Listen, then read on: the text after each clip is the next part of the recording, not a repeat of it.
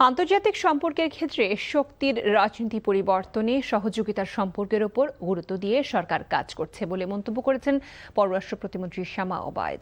সংঘাতের পরিবর্তে সংলাপের পথ বেছে নেওয়ার কথাও জানান তিনি। বহুমাত্রিক চ্যালেঞ্জ মোকাবিলায় আধুনিক প্রযুক্তি সরঞ্জাম সশস্ত্র বাহিনীতে যুক্ত করতে সরকার কাজ করছে বলেও জানান তিনি।